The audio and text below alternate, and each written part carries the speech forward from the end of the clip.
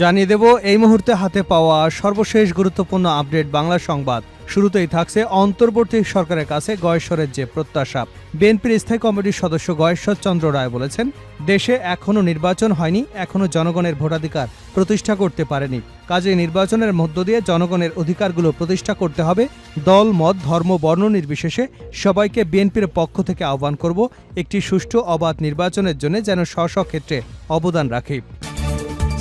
এবারে জানাবো সমবায় ব্যাংকের 12,000 ভরি স্বর্ণ গায়েব। বাংলাদেশ সমবায় ব্যাংকের 12,000 ভরি স্বর্ণের কোনো হদিস পাওয়া যাচ্ছে না বলে জানিয়েছেন স্থানীয় সরকার বিষয়ক মন্ত্রণালয়ের উপদেষ্টা এএফ হাসান আরিফ। রোববার দুপুরে কুমিল্লায় সাংবাদিকদের সঙ্গে আলাপকালে উপদেষ্টা একথা জানিয়েছেন।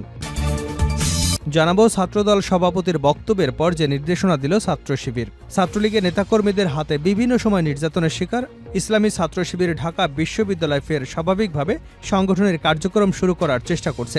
তবে বিষয়টি নিয়ে অন্যান্য ছাত্র সংগঠন ভালোভাবে নিচ্ছে না, এমন অভিযোগ করে নিজের অবস্থান পরিষ্কার করেছেন সংগঠনের কেন্দ্রীয় সভাপতি রাকিবুল ইসলাম রাকিব।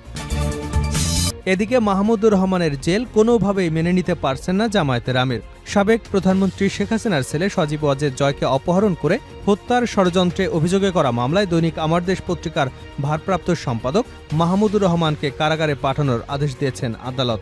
আদালতের আদেশের পর রোববার বিকেলে বাংলাদেশ জামায়াতে ইসলামের আমির ডাক্তার শফিকুর রহমানের ভেরিফাইড ফেসবুক পেজে প্রতিবাদ জানানো হয়। ফেসবুক পোস্টে বলা হয়, পতিত স্বৈরাচারের প্রতিহিংসামূলক নিকৃষ্ট মামলায় কলম সৈনিক ও সাহসী কণ্ঠ জনাব ডক্টর মাহমুদুর রহমানের উপর জুলুম করে ন্যায়ভ্রষ্ট বিচারের মাধ্যমে সাজা দেওয়া হয়েছে।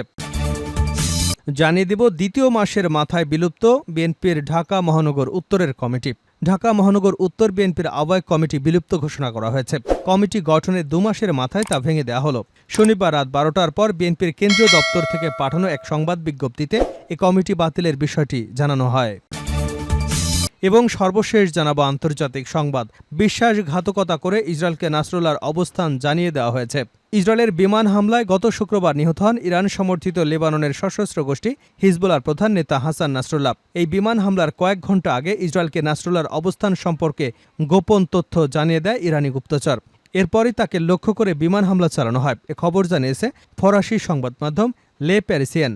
অভিযুক্ত ওই ইরানি গুপ্তচর ইসরায়েলকে জানায়, শুক্রবার বৈরুতে প্রতিরোধ যোদ্ধাদের সদর দপ্তরে উচ্চপদস্থ কমান্ডারদের সঙ্গে বৈঠকে বসে নাসরুল্লাহ। তিনি যখন মাটির নিচে অবস্থিত সদর দপ্তরে প্রবেশ করেন তার কিছুক্ষণ পরই বিমান হামলা চালানো হয়। এতে ব্যবহার করা হয় বাংকার বিধ্বংসী ক্ষেপণাস্ত্র, যা হিজবুল্লাহর সদর দপ্তর গুঁড়িয়ে দেয়। এতে নিহত হন হাসান নাসরুল্লাহ। এতক্ষণ শিরোনাম শুনছিলেন, এবার বিস্তারিত। প্রিয় দর্শক, আপনি যদি এই চ্যানেলে নতুন হয়ে থাকেন, ভিডিওটি দেখতে দেখতে চ্যানেলটি সাবস্ক্রাইব করে আমাদের সঙ্গে থাকুন। আর এই ভিডিও সম্পর্কে আপনি আপনার মূল্যবান মতামতটি কমেন্ট বক্সে জানিয়ে দিন। আর হ্যাঁ প্রিয় দর্শক, জানিয়ে দিন ভিডিওটি কোথা থেকে দেখছেন।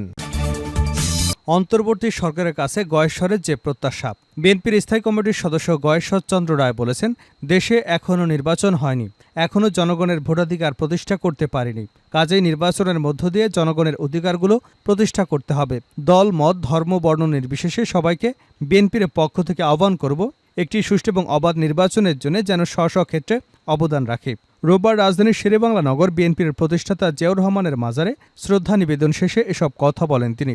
জিয়া মঞ্চের প্রতিষ্ঠা বার্ষিকী উপলক্ষে মাজারে শ্রদ্ধা নিবেদন করা হয়।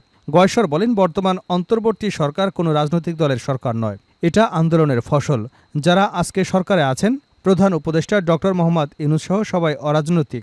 আমরা বিশ্বাস করি তারা রাজনৈতিক ব্যাপারে হস্তক্ষেপ করবে না, গণতন্ত্রে চলার পথকে সুগম করবে। যত দ্রুত সম্ভব গণতন্ত্রের সূচনার জন্য একটা নির্বাচন দেবে সরকার। সেই নির্বাচনের সব মানুষের অংশগ্রহণের মধ্য দিয়ে বাংলাদেশে গণতন্ত্রের নতুন পথ চলা শুরু হবে।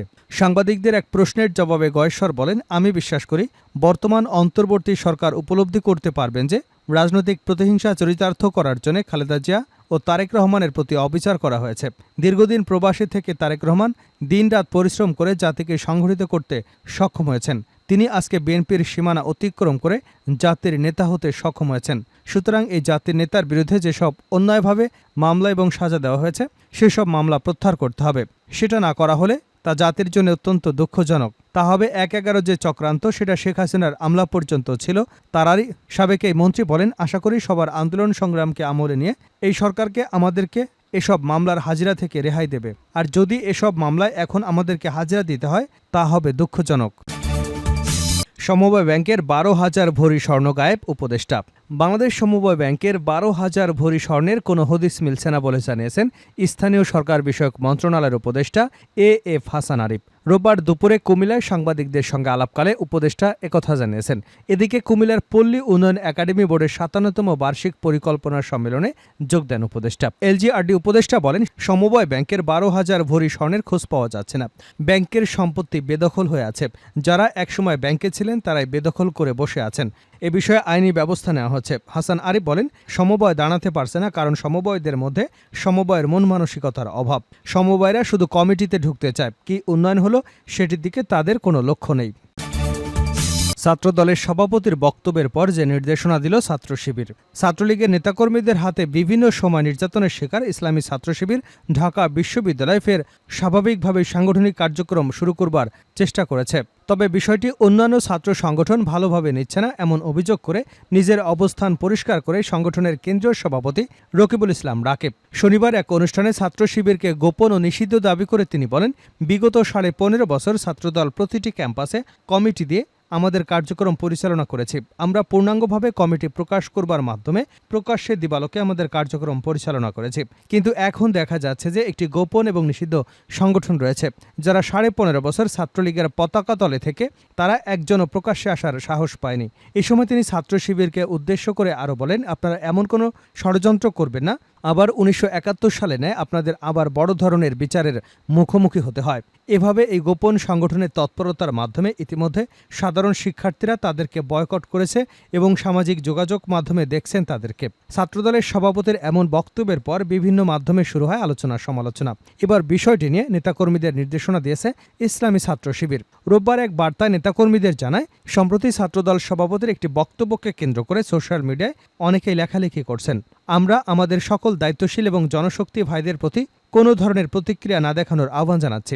ব্যক্তি বা দলীয় বিতর্কের ঊর্ধ্বে উঠে আমরা জাতীয় ঐক্যকে প্রাধান্য দিতে চাই। ছাত্র জনতার বিপ্লবের অন্যতম স্পিরিট হল জাতীয় ঐক্য এবং ফ্যাসিবাদের নির্মূল। তাই আমাদের সবাইকে উদারতা এবং দায়িত্বশীল আচরণ অব্যাহত রাখতে হবে। মহান আল্লাহ আমাদেরকে ধৈর্য এবং প্রজ্ঞার মাধ্যমে কাজ করবার তৌফিক দান করুন।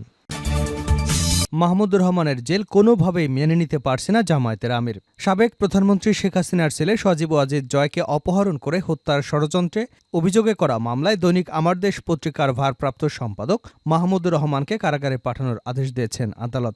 আদালতের আদেশের পর আজ রোববার বিকেলে বাংলাদেশ জামায়াতে ইসলামের আমির ড শফিকুর রহমানের ভেরিফাইড ফেসবুক পেজে প্রতিবাদ জানানো হয়। ফেসবুক পোস্টে বলা হয়, পতিত স্বৈরাচারের প্রতিহিংসামূলক নিকৃষ্ট মামলায় কলম সৈনিক ও সাহসী কণ্ঠস্বর জনাব ড মাহমুদুর রহমানের উপর জুলুম করে ন্যায়ভ্রষ্ট বিচারের মাধ্যমে সাজা দেওয়া হয়। আশ্চর্য, আদালতকে সম্মান করে আজ তিনি আদালতে হাজিরা দেবার পর বিচারক তাকে জামিন না দিয়ে জেলে পাঠিয়ে দিলেন। কোনোভাবেই তা মেনে নিতে পারছে না। নিকৃষ্ট এই মামলায় তাকে নিঃশর্ত খালাস দিয়ে অতি দ্রুত মুক্তি দেওয়া হোক। তিনি স্বৈর শাসনের পুরো সময়টা জুড়ে স্বৈরতন্ত্রের বিরুদ্ধে লড়াই করেছেন। স্বৈরাচারের হাতে আদালত প্রাঙ্গণে রক্তাক্ত হয়েছেন, দেশ ত্যাগে বাধ্য হয়েছেন। জনাব মাহমুদুর